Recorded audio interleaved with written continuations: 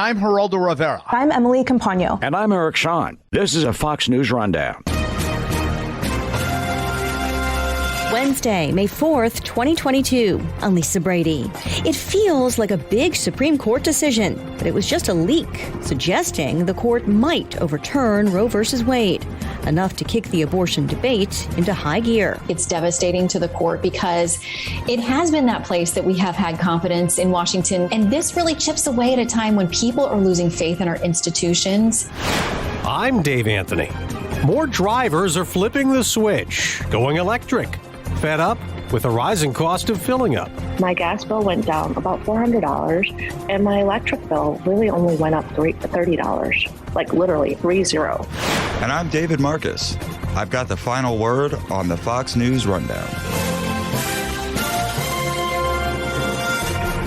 Judging from the reaction, you'd think the U.S. Supreme Court had just ended abortion rights.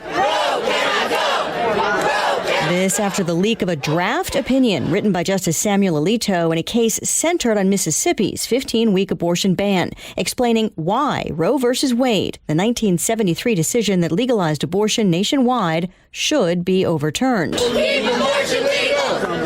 The draft was first reported Monday night by Politico. Just a few hours later, the Democratic National Committee was out with a statement that reproductive rights would be on the ballot this fall. By Tuesday morning, President Biden was also calling on voters to pick pro-choice candidates and calling the draft opinion radical. If the rationale of the decision as released were to be sustained, a whole range of rights are in question. The president wants abortion rights legislation to make Roe federal law. Democrats are going to fight this decision all the way for as long as it takes. Senate Majority Leader Chuck Schumer says he's outraged by the draft and by Republican reaction, accusing them of ducking the issue by focusing on the leak. But Senate GOP leader Mitch McConnell says liberals want to override impartiality with intimidation. They want to elevate mob rule over the rule of law. Chief Justice John Roberts says he directed the marshal of the court to investigate, calling the leak a singular and egregious breach of trust,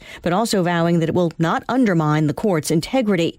The court is also emphasizing it's not a decision and doesn't represent any member's final position. This is exceptionally unusual. Shannon Bream is the Fox News chief legal correspondent and anchor of Fox News at Night. I've covered the court for 15 years and never seen anything even remotely like this. So it was the one institution in Washington that you expected was sort of airtight. It has been in my entire time covering this and for decades before that. It's not that leaks never happen, but to have a draft opinion, which the court has confirmed is legit, actually leaked in full is kind of astonishing. The Chief Justice has said that, it is going to be investigated. What does that process look like? I mean, they must be really angry right now behind the scenes. I gotta think this is a tough one for the chief. His duty to protect and his passion to protect the court is very evident. So the fact that this has happened on his watch has got to be very disturbing to him.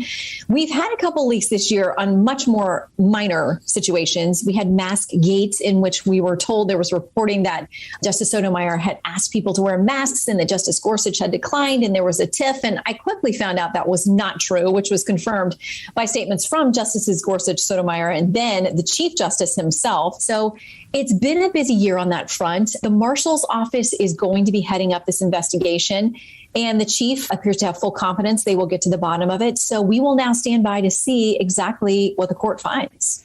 The Biden administration's argument in support of Roe versus Wade is the 14th Amendment's concept of personal liberty, that there's been a long precedent in favor of that and against government interference with intensely personal decisions. Now, the leaked draft has Justice Alito writing, it's time to heed the Constitution and return the issue of abortion to the states. In other words, it's a right not guaranteed by the Constitution. Is that the crux of this debate? And does that then make the viability issue, the timing of an abortion, a moot point? Yeah, I mean, I think you do get to the heart of this at whether or not there is a constitutional right to abortion. And even those who were supportive of Roe and that would consider themselves pro-choice, there were those who felt it didn't have strong legal underpinnings, or the way that it was reasoned out or tackled left it open potentially to being chipped away at or overruled at some point. I mean, Justice Ginsburg was in that camp, who felt like it wasn't decided in precisely the way she thought had the best legal reasoning that would protect that decision down the line. So at the heart of this draft from Justice Alito says he finds no constitutional right. He says the court in Roe glossed over it and did not carefully consider and find that there was an actual constitutional right to this procedure. And so that's basically his bottom line is both Roe and Casey, the follow-up case, have got to go because they don't have strong legal underpinnings and constitutional underpinnings. And again, it doesn't mean that abortion will be outlawed. It does mean that states are going to have a lot more latitude if the final opinion ends up being along the lines of this draft. President Biden is suggesting that this would throw other privacy-related issues into question. For instance, could Florida now outlaw same-sex marriage if this is essentially being kicked to the states? I don't see room for that in this 98-page draft. Again, what we end up getting as the final opinion, who knows how it's been nuanced or tweaked or what different iterations it's gone through. The court, it seems here, and Justice Alito writing seems to say that this is a different situation in that this is a, quote, life or a fetal life that is being held in the balance. And that's how you have to make the assessment about who gets to make these decisions. So I know there's a lot of fear on the left that there will be some undoing of other decisions. I think this is historic in nature if it actually turns out that the final opinion does overrule Roe. But I think that to extrapolate that it's going to rip apart all kinds of other privacy detailed rights, I think is a bit overblown at this point. We'll have to see. Yeah, I mean, what about something like the death penalty even? Could that be reconsidered based on the constitutional right to end a life? Yeah, I mean, there has been a lot of pushback on the issue of the death penalty the last few years at the court. And Justice Breyer, who's getting ready to leave, is one of those who has really, I mean, the court is free to reconsider anything it's decided in the past. And like I said earlier, there are those across the legal and political spectrum who've thought that Roe was on shaky ground because of the original way that it was decided. And it looks potentially like if this final opinion tracks with the draft from Justice Alito, looks like it's on track to do that, to say Roe was never rightly decided, and we are now correcting what they view as that mistake. How much higher is the burden when you're talking about possibly overturning precedent? Are there specific metrics or tests for that to help make that decision? Yeah, definitely when the justices are looking at this idea of stare decisis, they will walk through a calculation to assess whether or not it is time to overturn an earlier decision. So there are all kinds of things that they will consider here and that, have sort of been walked through. The nature of the error, the quality of the reasoning of the original piece, which in this case would be Roe, the workability of rules, disruptive area to other areas of the law, and the absence of concrete reliance on it. So there's definitely a framework that they walk through for this. And in Justice, I was going to say Scalia, Justice Alito, in his assessment, walking through those steps, he thinks the court is justified in overturning this case of landmark precedents. This leak would seem to put even more pressure on the justices because this, has the potential to be such a monumental decision. Republican Senator Susan Collins of Maine came out with a statement saying if this is the final decision, it would be completely inconsistent with what Justice Gorsuch and Justice Kavanaugh said in their hearings and in meetings in her office. Does that surprise you? Well, I can't speak to what happened in their conversations in her office. Only those people will know. But what publicly these recent nominees have said has left room for this to happen. They have said that they respect the idea of precedent and the workings of the court and the way that it operates. But I never heard any of these recent nominees say, under no circumstances would I ever consider overturning Roe v. Wade. So I feel like nominees are very careful, whether they're nominated by Democrats or Republicans, to leave that tiniest window open to say, yes, I have great respect for precedent. I don't foresee any scenario in which we're going to revisit this. But, there is a scenario in which the court has looked back at decisions and said, we got it wrong the first time. Senate Republican leader Mitch McConnell says the court should tune out bad faith noise and feel free to do their job. And that would actually seem like a prerequisite for the justices. Is it harder to do that today than in decades past? Or is the pressure just different types of pressure? I doubt many of these justices spend a lot of time on Twitter or on social media. I'm not saying they don't lurk around, maybe. I don't think it's a big part of their day. And there are some of them who read a lot of the media coverage of the court. There are others who want nothing to do with it because they don't want to be influenced or swayed. And, in this draft opinion, Justice Alito talks about the fact that we have to follow the law and make the decisions as we as jurists see them. We can't be worried about what the public fallout will be.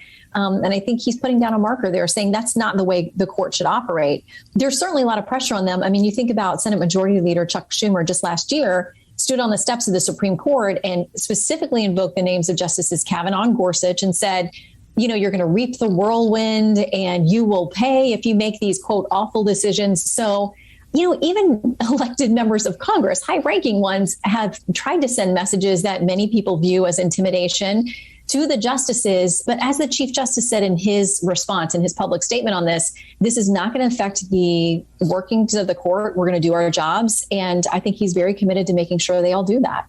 What's your take on the potential motivation behind this leak? Because two kind of basic schools of thought seem to be emerging in terms of theories.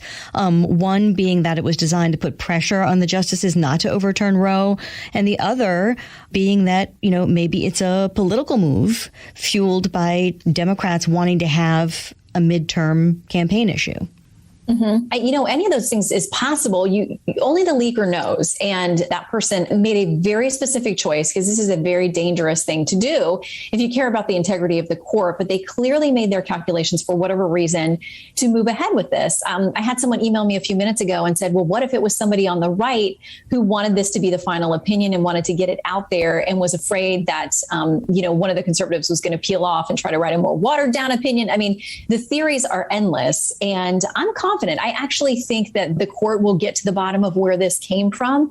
It's such a small universe of people who would have access to this opinion. And much of it is done in hard copy format rather than emails and that kind of thing to protect against this kind of thing. But I'm just as fascinated as everybody else to see exactly where this goes. How devastating could it be for the court as an institution if someone behind the scenes even has been part of something that is politically motivated on the left or the right? Yeah, I mean, honestly, I think it's devastating to the court because it has been that place that we have had confidence in Washington. And this really chips away at a time when people are losing faith in our institutions. And the court is a place that you want to view as down the middle judges and justices who actually decide strictly on what they think the law means and interpret it on that alone and not based on emotion or public pressure or anything else. So regardless of where you stand on this particular issue or whether you're happy or not happy about this opinion, I think it's really sad to think that this breach has happened at the court at a time when people really need to have confidence in their institutions. This is only early May. Now already we've got protesters outside the Supreme Court on something that wasn't expected to be a decision until June. Do you think this will hasten the release of the final decision, even though they say they're just going to keep working and not let this affect anything? You know what? My gut believes we're going to get this earlier than last week of June, which is when we normally would wait for the big landmark cases of the term. I think because there are real concerns about the safety of all of the justices, and especially those who would be conservatives who would have signed on to what, has no import and no force at all right now. It's a draft opinion. Does it happen in a day or two? I don't think so. Does it happen short of the last week of June? I think so. Fox News chief legal correspondent and anchor of Fox News at Night, Shannon Bream. Thanks so much for your time. Great to be with you.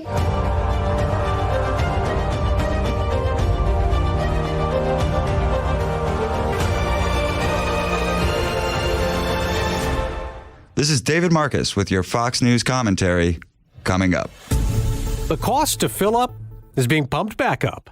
Gas has risen about a penny a day the past week, with AAA's national average for regular around $4.20 a gallon. That is just 13 cents from its record high in March when President Biden said, The reason for that is because of Putin's war. blaming Russia's leader, though Republicans have also blamed the president. Senator Ted Cruz tells Fox. They've decided politically, let's blame this train wreck of a Biden energy policy on Vladimir Putin. Well, you know what? The gasoline prices had ridden 48% before Putin invaded Ukraine. Well, regardless of the reason, the high cost has driven some people to shift gears and go electric. Kelley Blue Book reports in the first 3 months of this year, Americans bought nearly twice as many electric vehicles than the same period in 2021. And for the first time, 5% of all vehicle sales were electric, a trend the White House likes. It has a goal of half of all vehicles in the U.S. be electric by 2030. And to that end, a few months ago, the president offered $5 billion in grants to states to make more charging stations available. And on Monday, the Biden administration pledged a $3.1 billion in funding opportunity announcement to build up the supply chain for the manufacturing of the battery. Now, Energy Secretary Jennifer Granholm adds, those who want to apply for it, like businesses who are interested in either teaming together potentially for a processing facility or on their own, that they will have to supply a match of the funding. So the $3.1 billion ends up becoming $6.2 billion. There are several automakers producing electric vehicles. Tesla leads the way by far. Its sales surged 81% in the first quarter, and Kelley Blue Book also reports 3 in 4 electric vehicles sold so far this year in the U.S. are Teslas. Ford is also making them with an all-new truck. F-150 Lightning is one of the first full-size pickup trucks on the market for an electric EV. Linda Zhang is Ford's chief engineer on that F-150 Lightning. We have one shot to get it right because this first impression for our customers matter, particularly with gas prices increasing.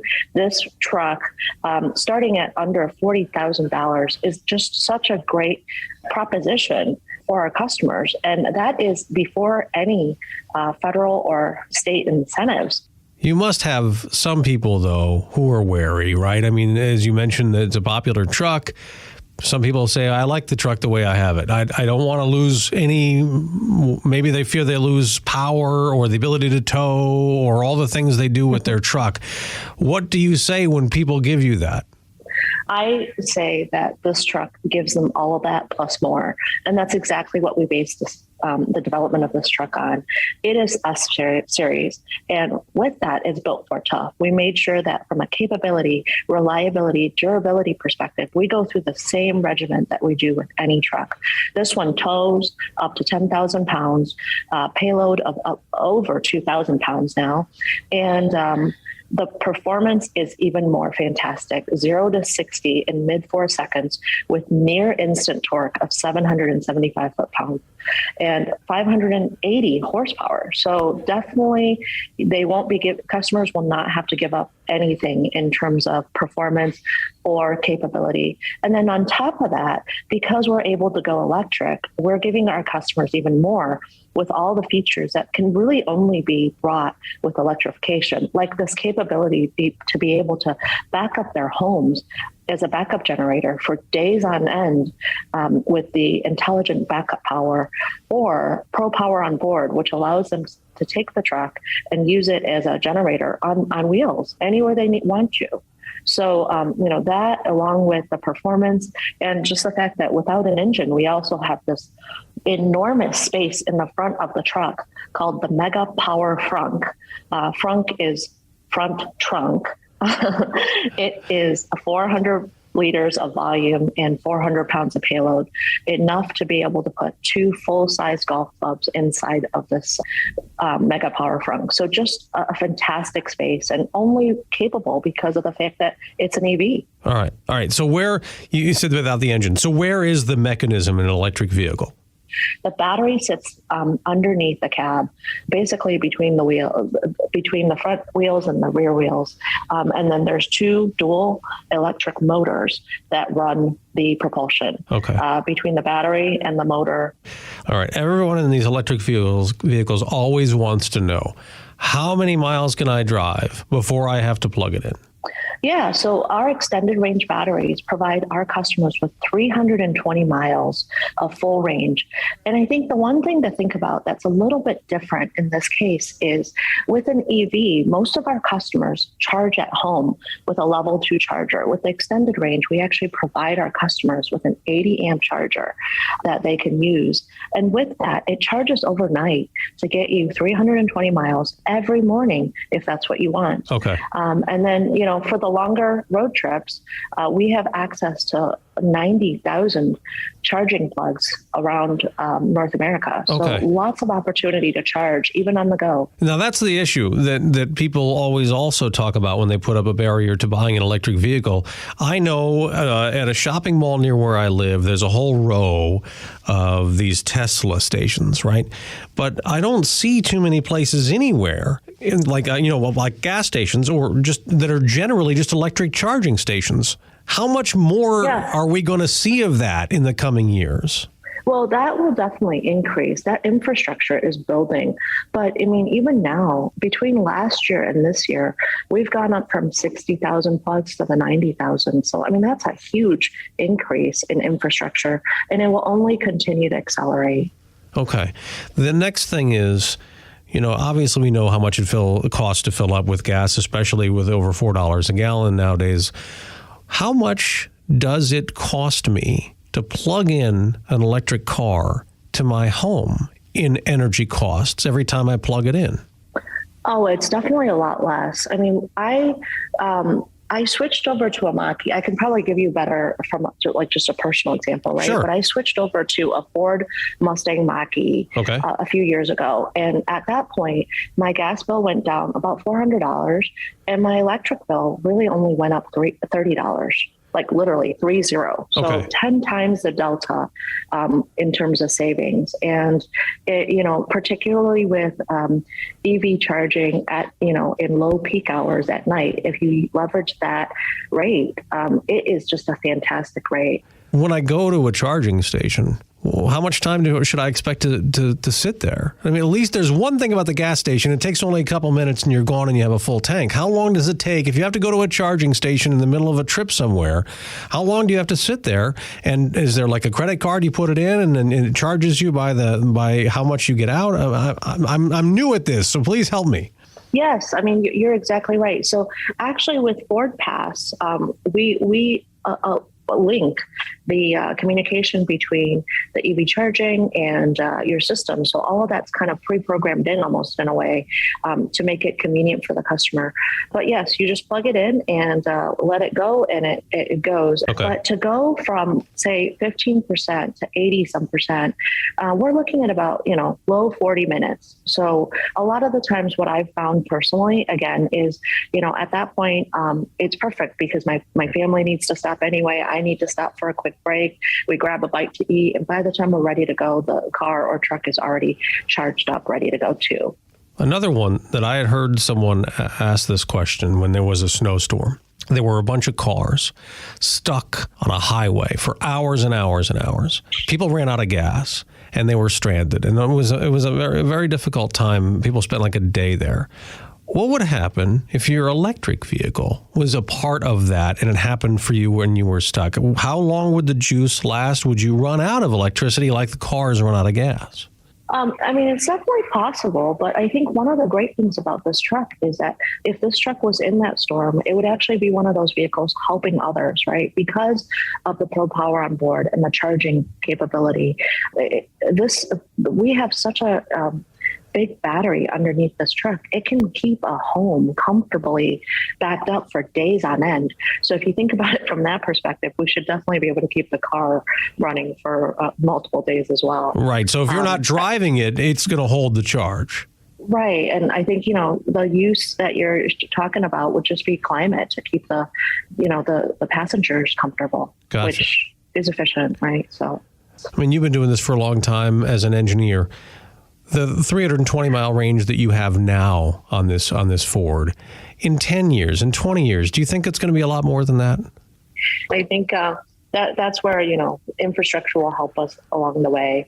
And down the road, it's only going to get better because even with iPhones now, the battery's improved and I can last a much longer time now than I could, even 5 years ago. So I know everyone's got range anxiety right now, but once they get in the vehicle, once they experience it, once they lived with it for a little bit, the style of how you drive and how you live changes a little bit to really in a positive way.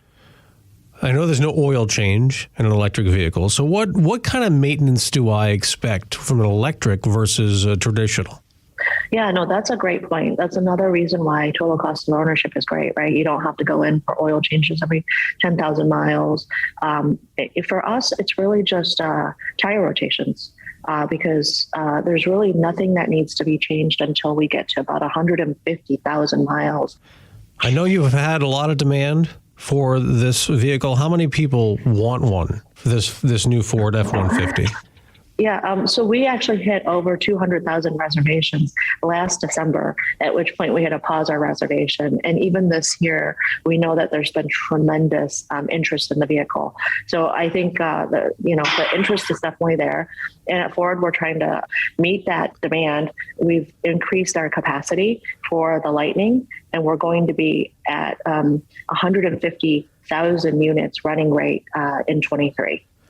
Linda Zhang, Chief Engineer for the Ford All-Electric F-150 Lightning. Thank you very much for being with us.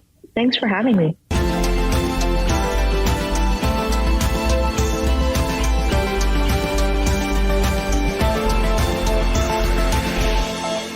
From the Fox News Podcasts Network. Stay on top of the latest news and information from Fox News. Listen and download the Fox News Hourly Update on your time. The trending stories you need anytime you want it. Listen and download now by going to foxnewspodcasts.com. Rate and review the Fox News Rundown on Apple Podcasts or wherever you listen. It's time for your Fox News commentary. David Marcus. What's on your mind? The rise of the parent as a primary power in American politics has been stunning over the past year. In Virginia, Glenn Youngkin surged into the governor's mansion in no small part owing to his battle against critical race theory in the schools. In Florida, Governor Ron DeSantis signed a sweeping and popular bill to protect young kids from trans ideology in the classroom. Both of these politicians and many more Republicans have been buoyed by the anger and frustration of parents who, to borrow an old phrase from the lefties, are chanting, "Whose kids? Our kids." But if this is proving to be a boon to the GOP, it is an absolute morass for the Democrat Party, which can't even decide its actual positions on education. Take White House Press Secretary Jen Psaki. I asked recently about Florida's parental rights bill, which her boss Joe Biden not only disagrees with, but calls hateful and bigoted. Psaki expressed disdain for DeSantis's measure and added this: I also think there is not a big record of there being either sex education or extensive gender identity education in these schools, adding that it's an issue I don't think exists. If that sounds familiar, it should. It is the exact same lie the Democrats use to avoid even discussing the role that critical race theory clearly plays in our public schools. They blithely insist that CRT is only taught in law school, eliding the fact that it is absolutely also taught in teacher education. CRT is not so much a school subject, but a pedagogy, a worldview. That is what American parents are objecting to. During the pandemic lockdowns, parents got a laptop window into their children's education, and many didn't care much for what they saw. Just as we see in the controversial and viral videos from the Libs of TikTok Twitter account, these parents saw teachers more interested in creating good little activists than in helping kids read and count. But even worse, that activism, whether in support of a galaxy of genders or the Marxist musings of Black Lives Matter, contains a value system that many parents do not share. This brings us squarely back to the question of whose kids are they? Too many educators see their views on race and gender not as a competing value system, but as a sacred a priori truth that justifies defying allegedly bigoted parents. This leaves parents with two options: a Republican Party that reacts to their concerns, even perhaps with too much overreach, or a Democrat Party that just has its head in the sand. But Democrats need to understand that this issue is not going away, and telling Americans that CRT and trans ideology in the schools is great and also it doesn't exist is not going to cut it. Hillary Clinton famously said in the 1990s that it takes a village to raise a child. Today, that maxim is being tested in very real ways. Everyone wants teachers to care for and about their students, but not everybody wants those teachers to mold the minds of kids into mirrors of their progressive ideologies. On the most basic and deepest questions, many parents still want to have the final say. The year of the parent may well usher in Republican majorities in Congress come November, but this issue is far bigger than politics. Parents want a hand on the steering wheel of their kids' lives and education. They don't want self-driving children guided by left-wing shibboleths. So far, they seem to be winning the cultural battle to take back control, and that shows no sign of stopping.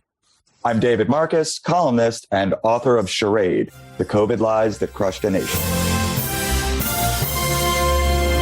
You've been listening to the Fox News Rundown. Stay up to date by subscribing to this podcast at foxnewspodcasts.com. And for up-to-the-minute news, go to foxnews.com. From the Fox News Podcasts Network, subscribe and listen to the Trey Gowdy Podcast. Former federal prosecutor and four-term U.S. Congressman from South Carolina brings you a one-of-a-kind podcast. Subscribe and listen now by going to foxnewspodcasts.com. Love Fox News? Click the subscribe button to get more of the news and opinion you trust. And click the Fox News Rundown playlist for the latest episodes.